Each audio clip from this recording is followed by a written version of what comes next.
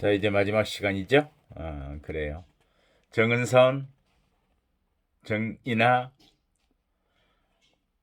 경찰학부의 우리 또 정지영, 조성문, 조은별, 표세진, 사회복지학 전공이죠? 허반야, 허유진, 홍승주, 승주 잘 듣고 있나요? 한고은, 홍예린. 그래요. 다들 반갑습니다. 자, 이번 시간에도 계속해서 누진처우 제도를 좀 알아보고 분류처우 제도하고 비교할 거예요. 이건 알아보는 건 역사적인 흐름 속에서의 분류의 문제도 있지만 이 두 가지가 성격을 분류의 개념을 가장 잘 이해할 수 있게 만들어주는 비교 분석 틀일 수 있어요. 누진제도는. 그래요. 누진제도는 그렇게 태어났는데 태생이 그런데 이제 보면은 여러분들이 이제 고사제와 점수제를 이야기해요. 고사제와 점수제는 뭐냐면 고사제는 처음에 1822년부터 있었다 그랬죠. 근데 이건 그 전에도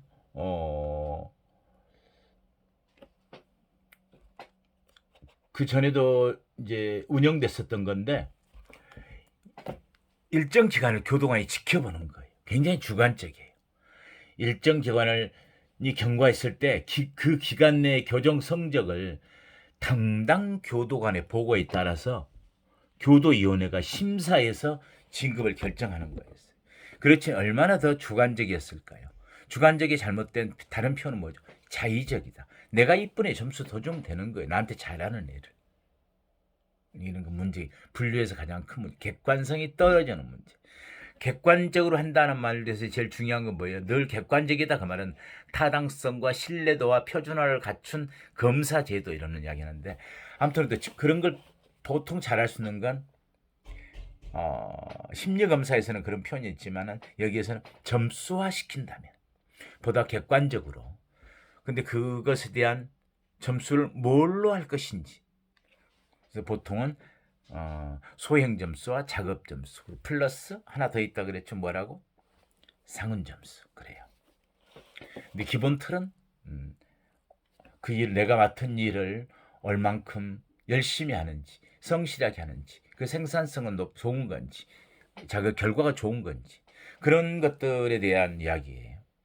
두 번째는 광규 관에서 지시하는 내용을 잘 따르는지 규칙을 잘 준수하는지 하는 부분. 좋은 뜻으로는 규칙을 잘 준수한다는 건 사회의 어떤 금지된 걸 하지 않도록 뭐 교학 개선되는 정도라고 볼 수도 있겠죠. 그리고 이제 이러한 점수제가 되면서 되는 것들이 이제 그래서 이제 제도들은 몇 가지 제도가 바뀌어요. 잉글랜드 제도에서 아일랜드 제도로 또 엘마이라 제도로 이건 뭘까요? 바로 그거예요. 고사제에서 점수제로 바뀌어가고 이런 부분들에 대한 이야기들입니다. 자, 이 시간은 먼저 누진 제도에 대해서 그럼 쭉 우리가 이야기를 해봤는데 문제점이 뭘까요? 우리가 비판이라고 그럴까요? 문제점. 제일 큰 문제점은 그렇게 생각돼요. 한 개개인을 변화시키기 위한 노력을 해야 되는데 그건 상관없어요. 개인이란 말이 없어요. 여기는. 어떤 범죄의 형태만 있는 거예요. A급, B급, C급, 개성 가능, 개성 곤란, 개성 극난 이런 식으로. 어떤 범죄 형태, 얘 과실범이야, 격정범이야, 기회범이야라고 하는 부분들. 얘 애모범이야, 관습범이야, 직업범이야 하는 것. 얘는 확신범이야, 사범 이상이야 이런 부분들로 해서 나눠놓고 점수화시키는 게 중요하지. 이 사람은 어떤 특성을 가지고 있어. 성장기에 이때 어려움을 겪었거나 또는 얘가 갖고 있는 특성이 이랬었어. MMPI 검사 결과를 보니까 얘가 수동 공격적 성향이 있는데 사실은 그게 꼭 문제가 된 게 아니고 어떤 굉장히 얘가 비판적인 부분인데 이걸 우리가 공격적으로 잘못 받아들였어. 뭐 이런 분석이 있는 게 아니고 그냥 획일적으로 개별 처우와는 전혀 거리가 없다. 우리가 처우라 그러면 뭐예요? 특성에 맞게 변화시키기 위한 노력의 일환들이잖아요. 그런데 그러기 위해서는 어떻게 해야 돼요? 그 사람을 봐야 되는데 상관이 없었다. 이게 해결적 처우다. 두 번째는 수용자의 낮은 이기적 동기를 이용한 거예요. 어떻게든지 진급하면 되잖아요. 진급해서 최상위급으로 가면은 가스방을 나갈 수 있잖아요. 그러려면 어떻게 해야 돼요? 내가 교활하단 말을 듣든 말든 또는 열심히 안 하더라도 교도관이 나한테 점수만 잘 준다면, 그리고 어떤 일들을 상훈을 점수 받기 위해서 뭔가를 이용해서 내가 한 것처럼 만든다랄지 어떤 교활한 면을 만들 수 있는 거죠. 소위 이기적 동기들. 그래서 우리가 이걸 공리적 인간이라고. 사회복귀하고는 관련이 없는데, 그래서 성실한 수용자는 만들었는데 건전한 사회 구성원이 되지 않는. 그죠? 세 번째는 최하위급에는 굉장히 불리한 처우를 하도록 되어 있는 구조. 왜 그러죠? 계급 처우의 성격상 한 단계가 올라가면 강제된 처우를 조금 완화하고, 또 한 단계 올라가면 또 강제된 처우를 좀 완화하고, 또 한 단계 올라가면 강제된 처우를 완화하면서 가스방으로 연결을 시켜야 되잖아요. 자, 그러려면은 처우는 어떻게 해야 돼요? 사실은 처음에는 굉장히 강제된 처우,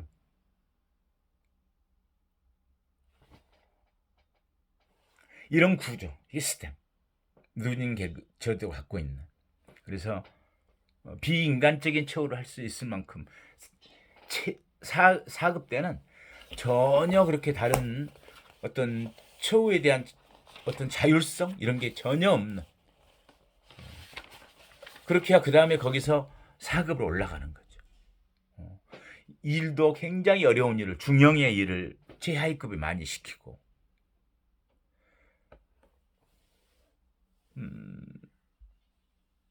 처음 거기 노포크 섬에서도 그랬대요. 처음에는 완전히 험한 일들을 시키는 거예요. 중역을 시키고, 그 다음에는 상급에 가면은 제 1기에는 그렇게 하고, 그 다음 단계를 가면은 토지 개간 사업에 참여시키고, 거기서 좀 시간을 보내고 작업을 다 잘하고 있으면은 그 다음에 식민 다른 사업에, 식민지 사업이 종사하고, 마지막에 가서 가스방을 나갔다는 거예요.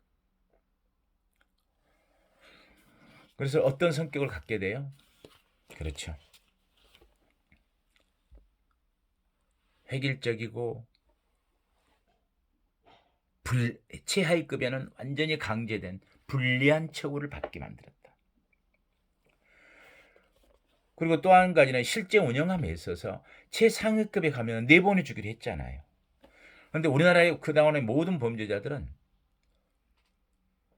1급에 4급부터 1급까지 뒀거든요. 1급에 가면 거기서 모든 가석방은 1급에서 가야 되잖아요. 누진 계급에 누진처우 제도의 의의에 따른다면 최상위급에서 가석방으로 연계돼야 되죠. 근데 최상위급이 가도 가석방을 끝까지 못 나가는 경우도 있어요. 왜? 형기가 길어서 1급은 빨리 됐지만 잔형기가 많은 경우도 있었고요. 많은 경우도. 그런 케이스. 두 번째는 가석방을 완전히 제외시킨 범죄들 있죠. 우리나라의 어떤 것들? 마약 사범, 조직폭력 사범, 두 가지. 근데 최근에는 어떤 걸 아예 안 내보낸다? 그래야죠. 성폭력, 성범죄는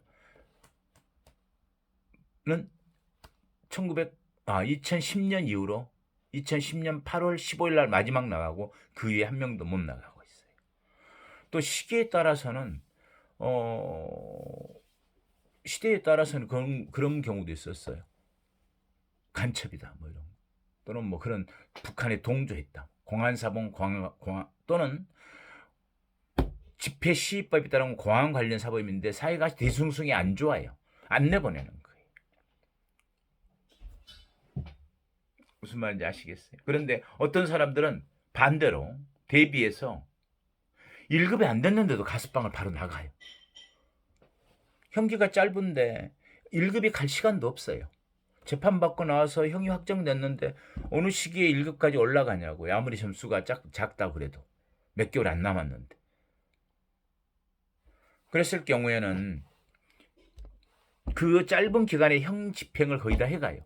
그리고 재질이 가벼워요. 가족관계도 좋아요. 사회적인 비난의 정도도 약해요. 소위 교특사범들, 과실범, 격정범, 격정적으로 누구하고 다투다가 뭐 싸움이 일어나서 형사처벌은 받았지만 피해자도 합의하고 그렇게 문제가 없어 보여요. 이런 경우들. 경제사범인데 고의성은 잘 나타나지 않아요. 사회가 어렵다 보니까 돈을 못 갚아서 그게 어느 시기에 은행의 대출도 막히고 사기가 됐어요. 근데 피해 액수도 작아요. 그럼에도 불구하고 성실하게 또 변제나 합의됐어요. 자, 이런 경우에는 1급이 안 됐는데 2급에서도 나갈 수 있어요. 그렇다면 누진처우 제도는 의의가 뭔가요? 그러느니 그런 것들은 전부 어떻게 커버하면 돼요? 분류처우 제도 같았으면 처음부터 4급, 3급, 2급, 1급 이런 게 없잖아요. 처음부터 뭐 경비 등급 교도소라 그래도 S1부터 우리 S4까지 나눠놨지만 S4가 중형이단 말이에요. 처음부터 S1에 갈 수도 있고 S2에 갈 수도 있잖아요. 근데 누진처우 제도는 뭐가 안 된다? 그냥 계급이에요. 등급과 우리가 말하는 경비 등급과 계급의 차이점. 소위 우리 사회에서도 계층과 계급의 차이점이 있죠. 계층을 말할 때 경제학에서도 말할 때 중산층이라는 말 많이 쓰잖아요. 경제적인 어떤 상류층, 하위층, 차상위층, 하위층, 뭐 빈곤층 이런 분들은 하위층. 근데 그 계층은 이동이 편하잖아요. 너희 계급에 머물러 있어야 되는 게 이런 건 아니잖아요. 그런데 영국의 카스트 제도 같은 데는 하위층, 뭐 계급으로 다 나눠뒀잖아요. 이 계급을 자기 스스로 나 이 계급 싫어. 나 돈 좀 벌었으니까 나 이 계급으로 바꿔주세요. 이런 잘 되나요? 계급의 비탄력적 정체성. 누진 제도에서의 보면은 잘 올라간다고 하지만 그래도 이렇게 원활한 변동은 아니었어요. 계급을 올라가기에는. 또 잘못하면 계급도 이제 하나씩 내려오기도 하고. 그래서 이제 누진 제도와 분류처우 제도를 어떻게 할까 우리나라도 고민을 많이 했어요. 각국은 그런 발전 단계를 거쳤어요. 그래 개별 특성에 따른 처우를 하기 위해서는 누진 처우는 너무 처우 제도는 획일적이야. 계급이 가지고 있는 비탄력적인 것들. 이런 부분을 개선하기 위해서는 어떤 부분에서는 개별 처우의 성격을 가미할 수도 있고 조금 더 계급을 탄력적으로 할 수도 있고 이런 부분들이 이제 점점 굉장히 컴프로마이즈해가는 것들도 있어요. 그래서 두 개의 제도를 동시에 결합해서 운영하는 이원론적인 성격. 이원론적인 거 알겠죠? 투트랙처럼 가는데 뭔가 누진 제도의 분류처우 제도의 성격을 가미했다랄지 분류처우 제도의 누진의 성격이 도입되었다랄지 우리나라는 어쩌면 후자 쪽으로 많이 운영됐어요. 분류처우 제도라고 하는 과도기적인 시점에서 많이 운영하면서 누진의 성격은 그대로 그 기본 틀을 가지고 있었거든. 그랬기 때문에 2급에서도 가석방도 나가고 뭐 다 했는데 기본 틀은 갖춰졌었단 말이에요. 누진 제도. 계급이. 이 계급이 없어진 게 비로소 2008년 행정법이 형집행법으로 바뀌면서 누진 제도를 전면 폐지하고 분류처우 제도를 도입 운영하게 되었다. 굉장히 우리나라 교정의 중요한 시점이에요.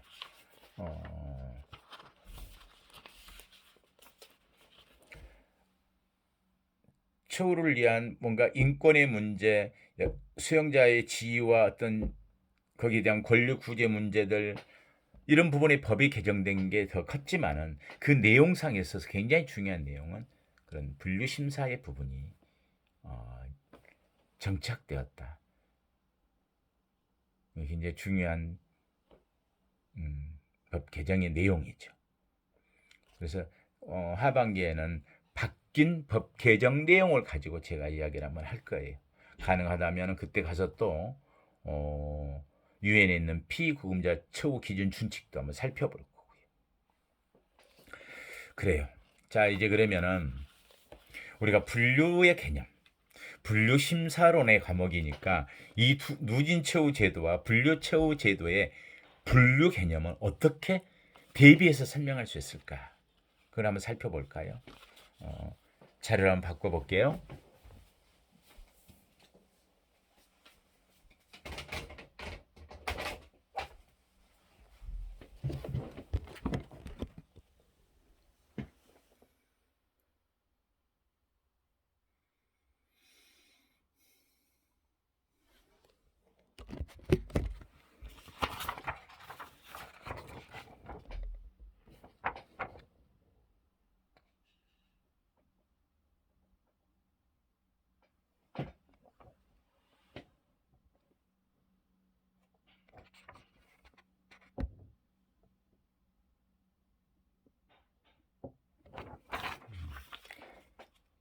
잘 보였나요?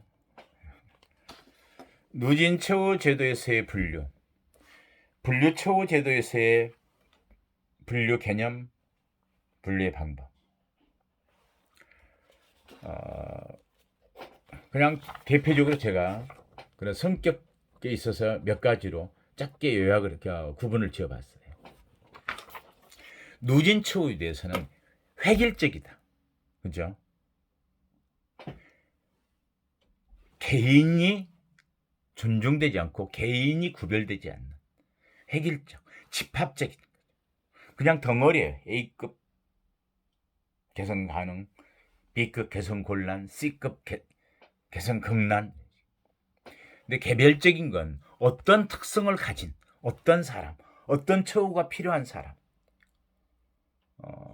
군의보다는 구애 작업에 적절한 사람, 이 사람은 교육 과정을 프로그램에 받아야 될 사람, 학과 교육을 또는 직업훈련을, 뭐 이런 부분들, 어떤 치료가 필요한 사람, 신체적인 또는 정신적인, 어디에 작업했으면 좋겠고 어떤 일을 배웠으면 좋겠고 뭐 이런 부분들을 같은 다른 성격이죠. 두 번째는 하다 보니까 정태적이에요. 변동이 별로 없어요. 그냥 책임 점수가 변하면 소각하면 진급하는 거예요. 이게 최초의 분리심사가 가장 중요한 거예요. 근데 최초의 분리심사도 그 사람의 어떤 특성이 아니라 그 범죄 형태예요. 물론 가석방 때 가서는 검토는 또 했어요. 가족 관계가 어떤지, 사회적 비난의 정도가 어떤지, 피해자의 화해와 용서의 정도는 어떤지, 개선의 정도는 어떤지, 주관적이긴 하지만 그렇지만 아무튼 누진처우 제도에 있어서는 획일성, 획일적이었고 집합적인 성격의 분류였다. 대비된다면 분류처우 제도에서는 개별적이라고 이야기할 수 있겠다. 그리고 뭔가 분리심사라는 것은 처우의 정 과정에 거쳐서 분류가 이루어져야 한다고 했는데 누진처우를 보니까 최초에 어떤 범죄로 들어왔느냐에 따라서 변동이 잘 되지 않는, 아까 얘기했던 계급이 잘 바뀔 수가 없는, 자유로운 어떤 계층의 변동 같은 거 나온 다른 성격이죠. 딱 계급이 정해진. 그 계급을 벗어나서 한 계급 올라가기 위해서는 어떻게 해야 돼? 그렇죠. 열심히 일하고 말 잘 듣고 내가 갖고 있는 이 큰 덩어리인 이 책임 점수를 소각해서 한 계급 올라가는. 자, 그래서 분류는 개인의 특성에 따라서 분류처우 제도는 수평적인 분류들이에요. 그죠? 개인의 특성과 문제점을 파악해서 어떻게 케어하고 치료하고 변동해 가도록 프로그램을 짤까? 이게 개별처우잖아요. 수평적인 어떤 거, 특성에 따른 거. 그런데 누진처우는 이렇게 돼 있죠. 4, 3, 2, 1 계급, 수직적 분류. A, B, C. A 조금 더 그래도 좀 빨리 내보내도 괜찮을 것 같아. 개선 가능해. B 여러분들 좀 곤란한 애들이야. C급 아주 개선 극난자야. 얘 사람 저는 어떻게 할지 모르겠어. 저는 사람 될 것 같아? 이렇게 나눠버려. 계급으로. 수직적 분류. 특성과 상관없는. 그리고 목적이 뭐죠? 분류에. 애는 질서예요. 말 잘 들어. 너 안 그러면 그렇지 않으면 한 계급 다운 시킬 거야. 너 강급 시켜. 우리는 그걸 강급 내리는 거, 올라가는 걸 승급 그래. 그래서 제가 아까 이야기했던 당근과 채찍을 가지고 딱 관리하는 거야. 말 안 듣기만 해봐. 너 눈 내리 깔아. 어디 혼자 다녀. 한쪽으로 서 있어. 가능하죠. 왜? 자식 바로 소행 점수에 까잖아요. 잘한다 일. 너 잘해. 슬슬 하고. 너 작업 점수 뭐 얼마 나올지 알지? 어떻게 뭐 꼼짝 못 하잖아요. 근데 정말 더 나쁜 놈들 교활한 애들 어떻게 한다고? 일은 별로 안 하는데 뭐 교도관님 담당님 제가 오늘 좀 불편해도 또 일 열심히 하고 있잖아요. 하지도 않으면서. 그리고 뭐 음료수 하나 드시고 담당님도 계셔야 할 텐데요. 뭐 지루하지 않으세요 하면서 또 뭐 사람인지라 교도관도 사람인지라 또 그런 부분에 그래 쟤는 항상 이뻐 이럴 수도 있잖아요.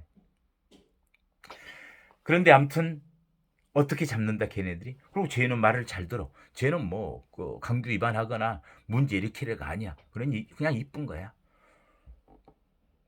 이런 부분들 사람을 변화시키는 게 아니고 그건 질서와 완전히 어떤 거? 수용 관리의 문제에 초점이 맞춰져 있다. 제가 처음에 뭐라 그랬죠? 누진처우 제도는 태생부터가 질서하고 관련된 또 다른 이름이다. 그런데 분리처우 제도에서는 목적이 뭐예요? 교정교하고 처우죠. 어떤 성격이 아닌데 무엇을 해줘야 적합한 거지라는 노력이죠. 그리고 여기는 그 무엇을 해줘야 되는 것도 아까 이야기 정태적이고 동태적이고 이야기했는데 그 다음에 그래 너 이번에 직업훈련을 잘 받았는데 여기에 관련된 작업장이 어디에 회사에 한번 취업을 해봐. 출퇴근하면서 일을 해봐. 한달 할지 계속해서 바꿔줄 수도 있고요. 또 얘가 원해요. 저기 사실은요 공부를 하다 말았는데 제가 검정고시를 봐서 꼭 대학을 가고 싶습니다. 그래서 그게 좋을 것 같아. 너 나이도 그렇고 밖에 나가서 네가 해야 할 일들은 이런 분야에 대한 공부를 하는 게 더 좋을 것 같다. 뭐 그런 기회를 준다. 두 개의 차이를 이제 명확히 아시겠죠? 그래서 우리가 누진처우 제도를 살펴보는 이유는 폐기된 제도이지만 이게 또 사실은 등급별 교도소에서도 그 성격을 좀 가지고 있고요. 역사적으로 변천해 오면서 분류가 어떻게 변해왔는지에 대한 가장 이해를 잘할 수 있도록 하는 건 누진처우 제도를 살펴보면 왜 분류처우 제도가 중요한지 이해하실 수 있겠죠. 획일적인 데서 개별처우적으로 뭔가 딱딱하게 굳어있는 데서 뭔가 동태적으로 변화한 걸 잘 고려하는 걸로 수식적인 어떤 그런 구조에서의 통제와 어떤 탄력적이지 않은 시스템을 수평적인 특성에 따른 분류를 해보는 거. 그리고 늘 교정이 사실 질서도 중요하지만 교정 이념과 목표는 현대에 있어서 그 사람의 처우에 있어서 어떻게 교정 교화를 시켜서 우리 사회로 복귀시킬 것인지 건전한 사회 구성으로 돌려보낼 것인지. 그래서 지금 교정으로 동의어로 쓰고 있는 이유 단어들 중에가 이제 재사유와 사회복귀, 재활 이런 단어들이 교정 이념에 주된 단어들이죠. 자, 그러면 이제 단계적 처우 제도란 뭘까? 이걸 이제 알아봐야 단계적 처우 제도를 이해하면 누진 제도하고도 관계성을 좀 알 수 있어요. 단계? 이거 단계 아닌가요? 맞아요. 1단계, 2단계일 수도 있고 최하위 단계, 최상위 단계 있을 수 있는데 여기서 말하는 교정에서 말하는 단계적 처우 제도는